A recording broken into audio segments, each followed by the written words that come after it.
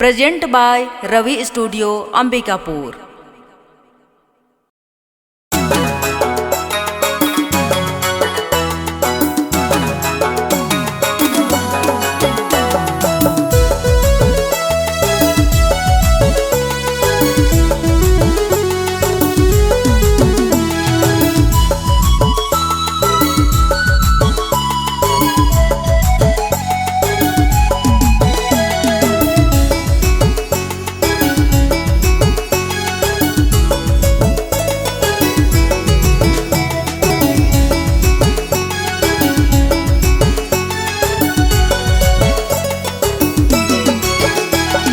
माता कौशल्या के बेटा हवे राजा राम, कैसे भूलबो के रे वही हमर हिंदू के भगवान। चला जाबोगा भैया चला जाबोगा, अयोध्या के मेला देखे चला जाबोगा भैया चला जाबोगा, भैया चला जाबोगा, अयोध्या के मेला देखे चला जाबोगा।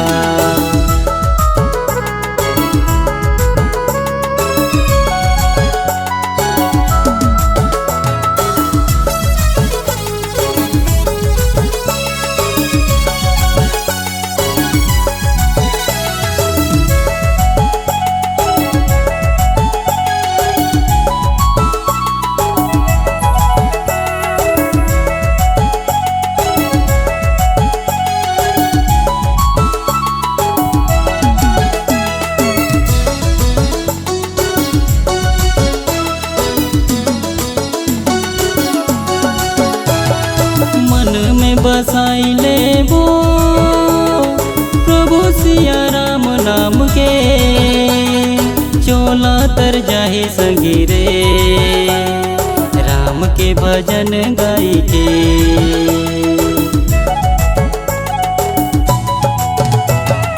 मन में बसाइले वो प्रभु सिया राम नाम के, चोला तर जाहि संगी रे राम के भजन गाई के।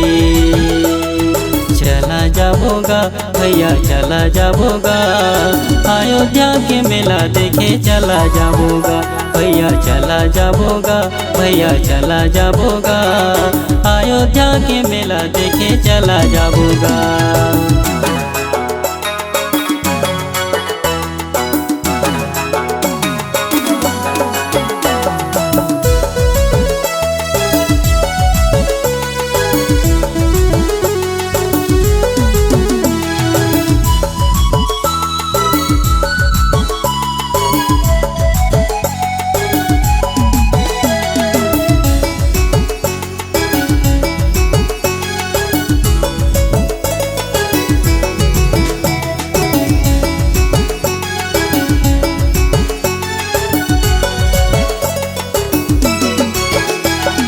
राम भजले सिया राम, बन जाहि बिगड़ल काम, राम के चरणों में मिल जाहि रे चारों धाम।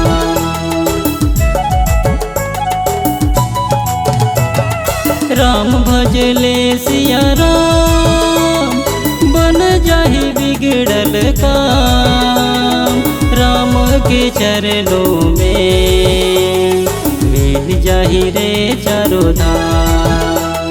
चला जाबोगा भैया चला जाबोगा, अयोध्या के मेला देखे चला जाबोगा भैया चला जाबोगा, भैया चला जाबोगा, अयोध्या के मेला देखे चला जाबोगा।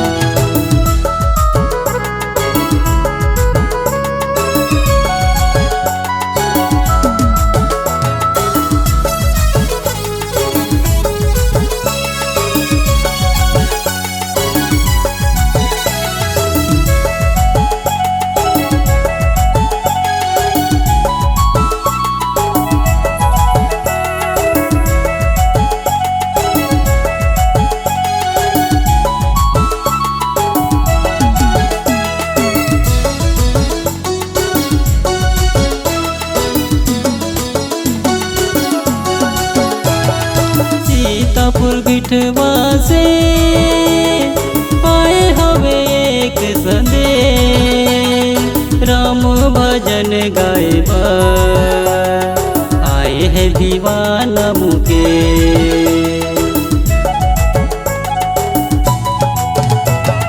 सीतापुर बिठवा से आए हवे एक संदेश, राम भजन गाए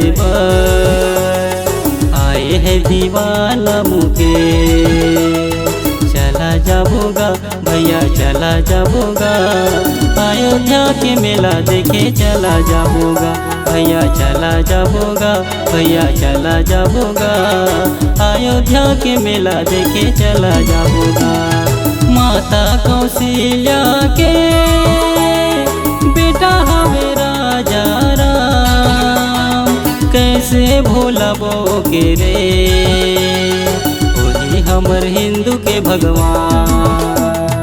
चला जाबोगा भैया चला जाबोगा, अयोध्या के मेला देखे चला जाबोगा भैया चला जाबोगा, भैया चला जाबोगा, अयोध्या के मेला देखे चला जाबोगा।